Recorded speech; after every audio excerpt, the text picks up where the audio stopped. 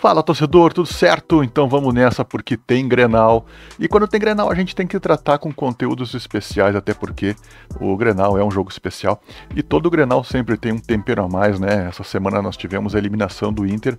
É uma oportunidade tanto para o Inter tentar amenizar um pouquinho do que aconteceu diante do Fluminense.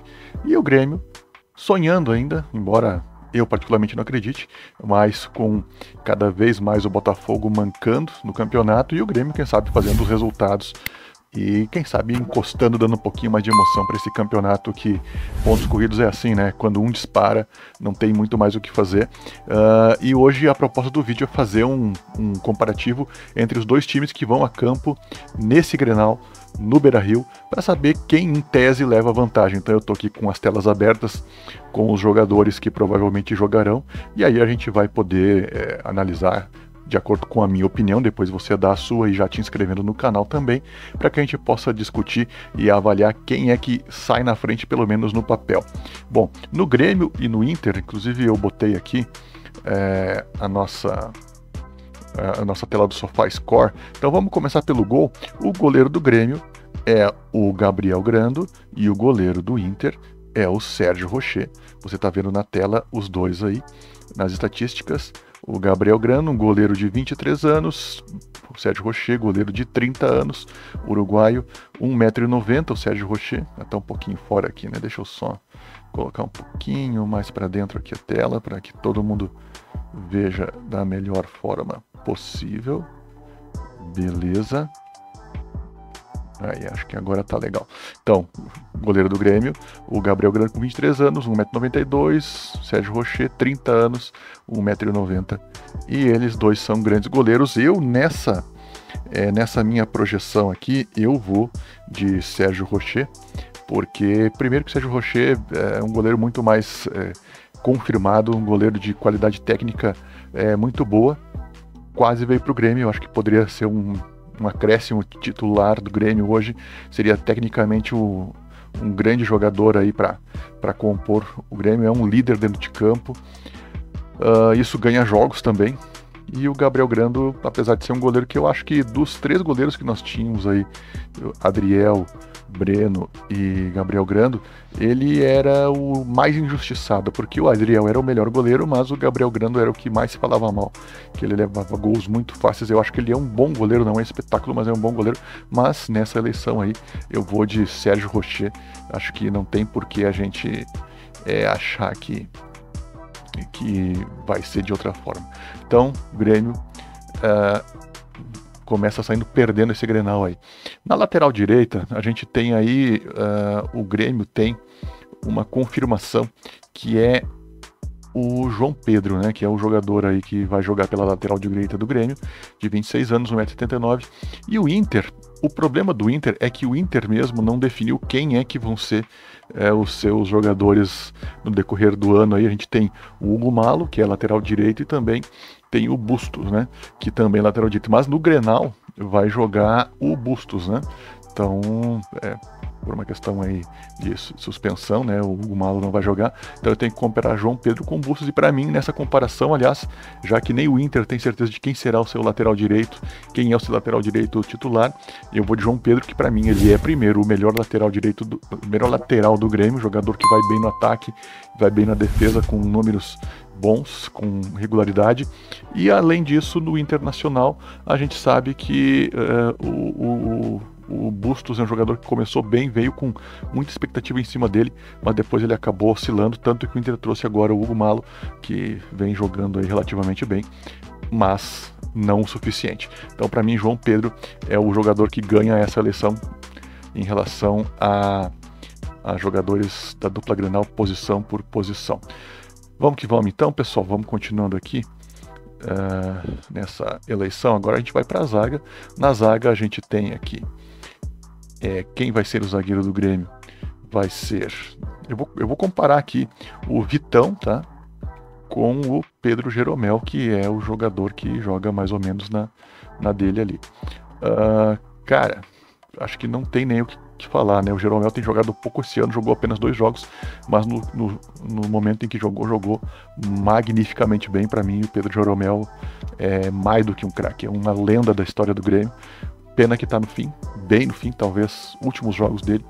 E o Vitão é um jogador que começou muito bem, né? Um jogador aí que mas caiu muito junto com o time do Inter. E infelizmente não é mais ou menos o Vitão que a gente falava até em ser jogador de seleção brasileira, né? Então, para mim, infelizmente aí o Jeromel passa o rodo aí, infelizmente para vocês aí colorados aí, beleza? Vamos lá então, pessoal, vamos voltando aí às estatísticas aí dos jogadores, vamos para a equipe de novo. Agora tem um confronto interessante de dois argentinos, tá? Um deles é o Walter Kahneman, que também faz parte dessa zaga histórica do Grêmio aí, Kahneman e Jeromel, e o outro é o Gabriel Mercado. Dois jogadores bem experientes, né? O Kahneman 32, o Mercado 36. Cara, dessa vez eu vou de Mercado porque o momento do Mercado é muito bom. Se for olhar a história dentro do contexto Grenal, dentro do contexto até dos times em si, Kahneman disparadamente tem uma história muito maior no Grêmio, né? Com muito mais títulos, glórias. O nome do Kahneman está na história do Grêmio, o do Mercado não. Mas o momento do Mercado fez uma excelente reta final de Libertadores para o Inter, fazendo inclusive gols. Se o Inter tivesse mais jogadores como ele em campo, provavelmente estaria nessa final, sem tanto sofrimento também. No Campeonato Brasileiro, para mim então o Mercado ganha essa disputa entre o conjunto da obra do Kahneman, né, mas o momento do Mercado para mim é melhor. Então, na minha opinião, aí vamos de Mercado. E na lateral esquerda é aquela votação que a gente faz porque é quase que obrigado a votar, né?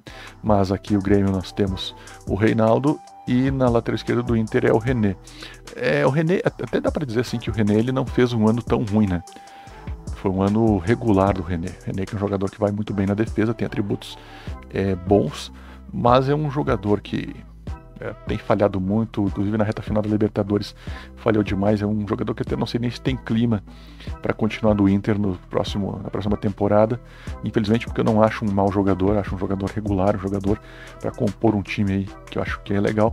E tem o Reinaldo, que ele é um jogador que para mim ele tem deixado muito a desejar no Grêmio. Eu não gosto do Reinaldo, não tenho gostado do Reinaldo nesse período em que ele jogou no Grêmio nesse ano. Acho que não vai continuar no Grêmio no ano que vem, vai acabar encaminhando na carreira aí alguma coisa diferente. Então, mas eu voto mesmo assim no Reinaldo, porque pelo menos ele comprometeu menos no Grêmio do que o René comprometeu no Inter, né, em situações importantes, levando em conta o histórico recente aí dos dois times. Então vamos de Reinaldo nessa, mas se eu pudesse eu votaria em branco nessa eleição aí de laterais. Agora vamos para o meio de campo. No meio de campo a gente começa a ter algumas questões interessantes, tá? Seguindo aqui, eu vou seguir os times que estão sendo anunciados. Então vamos lá.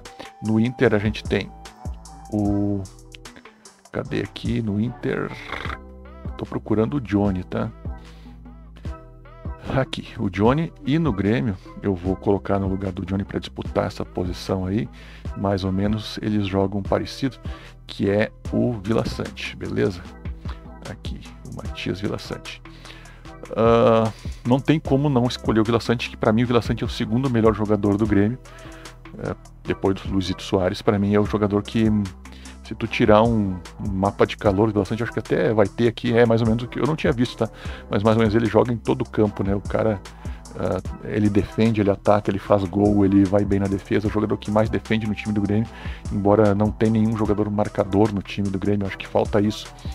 E o Johnny é um jogador que tem uma boa qualidade técnica, tem passagem por seleção americana, é um jogador que tem um certo prestígio, mas eu acho ele muito irregular, cara. Muito irregular. Eu acho que o Johnny não é um jogador tão completo quanto se pinta ou quanto ele deveria ser. Então por isso vai ser de Vila Sante a minha escolha quase que óbvia. Aí agora a gente vai de Arangues e Carvalho, né? Aí já muda um pouquinho de figura. Eu vou escolher aqui o Carvalho. Cadê você? Cadê o Carvalho aqui? O uruguaio Carvalho. Vamos ver onde é que tá. Bezosa, aqui, Carvalho, e lá embaixo a gente vai no meio de campo de Charles Arangues. Aí eu vou de Charles Arangues. Primeiro que o jogo do Charles Arangues é um jogo muito interessante porque é um jogo que vai sempre pra frente, né? é um jogador que faz o time jogar muito mais do que o Carbaggio. Em defesa do Carbaggio, eu quero dizer que ele jogou o ano todo mal escalado. Minha opinião é que o Carbaggio tem jogado o ano todo muito mal escalado pelo Renato, na posição fora dele. A gente poderia fazer aqui um conteúdo, inclusive usando esses mapas de calor aqui, mostrando onde ele joga no Grêmio e onde ele joga na seleção uruguaia e onde ele jogava principalmente no Nacional do Uruguai. Você vai ver que são posições diferentes, mas não é essa a questão do vídeo hoje. Então, por isso, o que importa é dentro de campo, o que importa é o que eles estão entregando, né? Então, para mim, o Arangues, ele, apesar de ser um jogador mais idoso, que tem um problema, existe um cuidado muito em relação a lesões ou não do Arangues, mas ele é um jogador extraordinário, né? Dentro do que a gente pode ter aqui dentro do futebol brasileiro, um jogador extraordinário e diferenciado.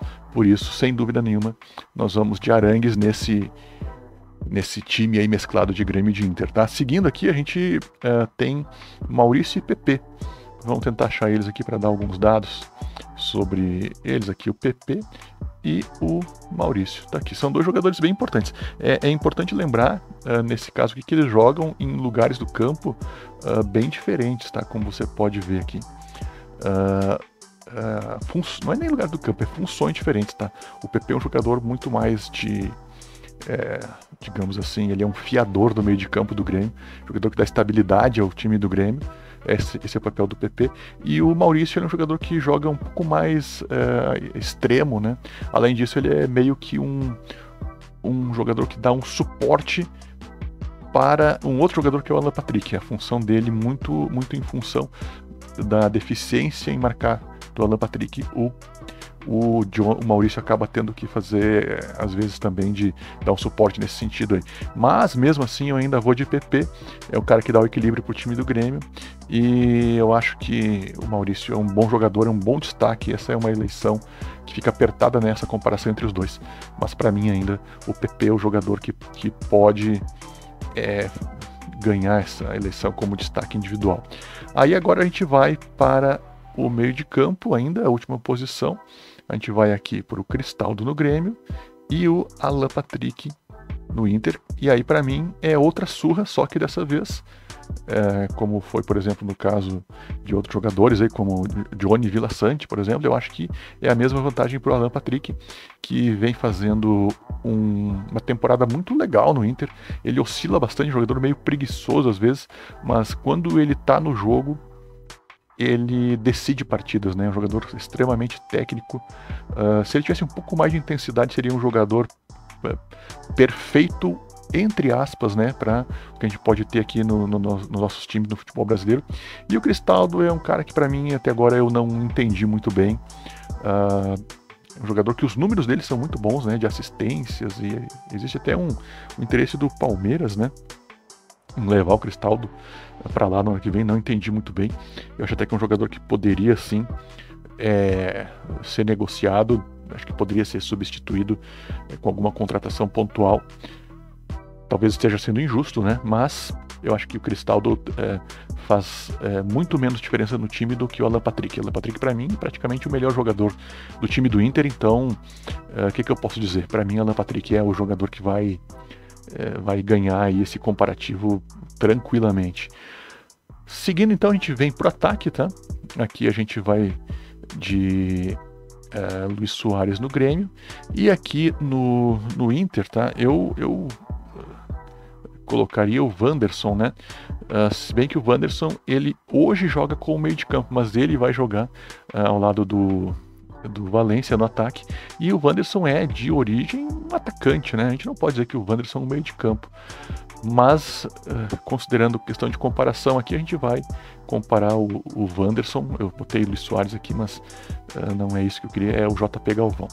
Aí, de novo, nós vamos considerar que são dois jogadores que o Wanderson até melhorou agora nos últimos momentos aí com o Kudê, até por uma questão de ter sido reposicionado um pouco, podemos dizer assim. Voltou a jogar um pouco melhor, não é o Wanderson do ano passado, o Wanderson que realmente era muito mais decisivo. E o João Pedro Galvão, jogador que tem um histórico legal, jogador experiente, que chegou nos dando bastante esperanças, né? Jogou por seleção italiana, mas isso explica porque a seleção italiana também não se classificou para outra Copa.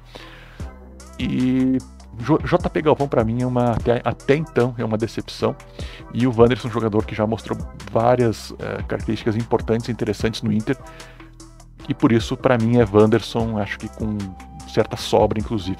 E aí a gente vem para uma briga de cachorro grande, que é o que a gente estava esperando mesmo, né? Que são os jogadores de maior referência técnica nos dois times, Luis Soares e Ener Valencia. Cara, eu vou te dizer assim que o momento de carreira do Ener Valencia é muito bom. Ele chegou com... O Inter esperou o Valencia por alguns meses, inclusive, né? Mas para mim, o Ener Valencia, ele tá pagando um pouco, embora com o Ener Valencia o Inter chegou até onde chegou na Libertadores, porque ele fez gols, mas quando o Inter precisou dele em momentos decisivos, em mais de um momento decisivo dentro da decisão contra o Fluminense, ele falhou. O Luis Soares, por sua vez, também falhou, por exemplo, contra o Flamengo, né? A gente pode lembrar disso, ele vem perdendo alguns gols que não deveria perder, ficou 10 jogos sem fazer gol, o que é muito raro na carreira dele, eu acho que talvez nunca tenha acontecido, mas o Grêmio não teria chegado até onde chegou na posição que está sem o Luis Soares. Então, pode dizer, mas o Inter também não ser o Ener Valencia, mas a curta trajetória dos dois nos times mostram que o Grêmio é muito mais dependente do Luis Soares do que o Inter é do Ener Valencia.